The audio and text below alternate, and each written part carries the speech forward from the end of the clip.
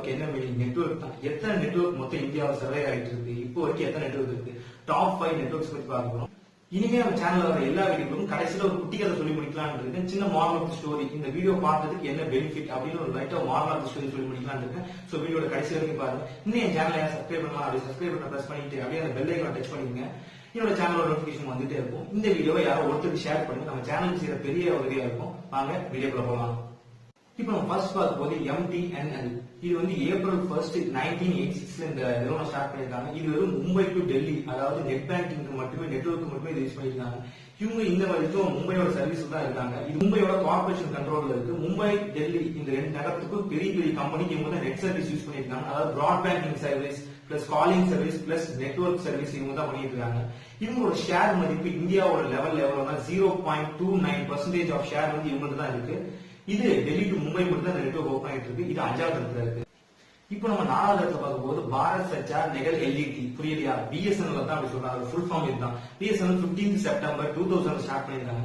BSNL calling facility, net facility plus broad banking service plus landline service கொடுத்துட்டு இருக்காங்க. BSNL percentage of shares வந்து 9.9% shares வந்து Indian மார்க்கெட்ல இருக்கு. BSNL யூசர்ஸ் கிட்டத்தட்ட 21.65 மில்லியன் பீப்புள் இதை யூஸ் பண்ணிருக்காங்க. BSNL சேட்டலைட் ஸ்டேஷன்ஸ் கிட்டத்தட்ட 95 சேட்டலைட் ஸ்டேஷன்ஸ் இருக்கு. அவங்களோட சேட்டலைட் ஸ்டேஷன்ஸ் தான் இருக்கிறது பெரிய சேட்டலைட் ஸ்டேஷன்ஸ். கிட்டத்தட்ட லேண்ட்லைனுக்கு அவங்க தான் தனியா ஊப்பர் அமைச்சது, அவங்க தான் ஃபர்ஸ்ட் டைம் அமைச்சது. BSNL மட்டும் தான் நெட்வொர்க்கிங் சர்வீஸ் கிளீனா வச்சிருக்காங்க. அவங்களோட பிராட் பேங்கிங் சர்வீஸ் எல்லாமே நீட் அண்ட் ஃபைலா இருக்கும். கிட்டத்தட்ட அவங்களோட ஃப்ரீக்வன்சி அவங்க ஏற்றது இல்லை. கவர்மெண்ட் எந்த ரூல்ஸ் படி சொல்லிருக்காங்களோ அந்த ரூல்ஸ் படியே ஃப்ரீக்வன்சி வச்சிருக்காங்க. கிட்டத்தட்ட இதனால சிட்டுகுருவிங்க சாகல. BSNL நெட்வொர்க்கால இது வரைக்கும் எந்த இதுவும் ஆனது இல்லை. ஏன்னா அவங்க ஃப்ரீக்வன்சி, அவங்க டவர் ரேஞ்ச் வந்து கவர்மெண்ட் ரூல்ஸ் கீழே தான் இருக்கு. மத்த நெட்வொர்க் பண்ற மாதிரி விதவாட வேலை அவங்க பண்றது. BSNL 4வது இடத்துல இருக்கு.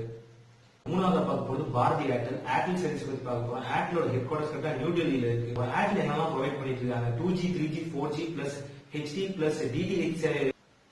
ஏர்டெலோட ஷேர் பர்சன்டேஜ் கிட்டத்தட்ட $27.5 மில்லியன். ஏர்டெலோட கஸ்டமர்ஸ் கிட்டத்தட்ட 4003 மில்லியன் பீப்புள் இது வரைக்கும் இதை யூஸ் பண்ணிட்டு இருக்காங்க. ஏர்டெலோட பிராட் பேங்கிங் சர்வீஸ் உலகம் முழுக்க இருக்கு. ஏர்டெலோட கஸ்டமர் சர்வீஸ் கிட்டத்தட்ட 20,000 பீப்புள் ஒர்க் பண்ணிட்டு இருக்காங்க. இது இந்தியாவோட 4வது இடத்துல இருக்கு.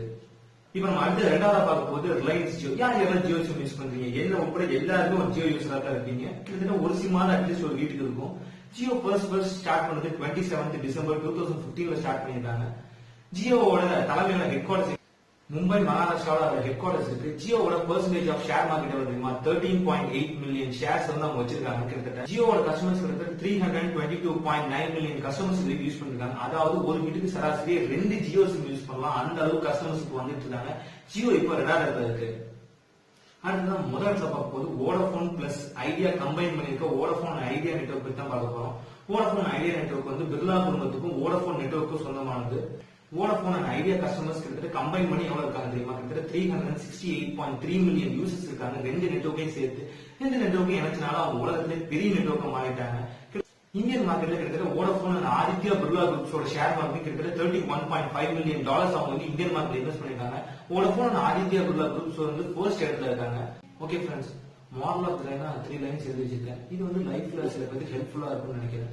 அதாவது என்னன்னா, stop expecting, start accepting, life becomes very beautiful. Simple தான். Stop expecting. ஒருத்தர் இருந்து எதிர்பார்க்க விட்டுங்க. ஒருத்தர் நல்லதோ கெட்டதோ நம்ம அன்போ கொடுத்தாலும் அவங்க திருப்பி கொடுப்பாங்கன்னு எதிர்பார்க்க விட்டுங்க.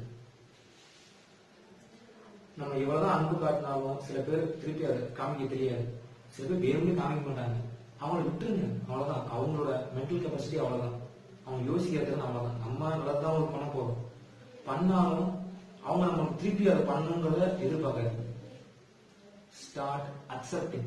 ஒத்துக்குங்க, நம்மளால இதுதான் முடியும், இதுதான் முடியாது. கடவுள் நம்மகிட்ட இதுதான் கொடுத்துருக்காரு.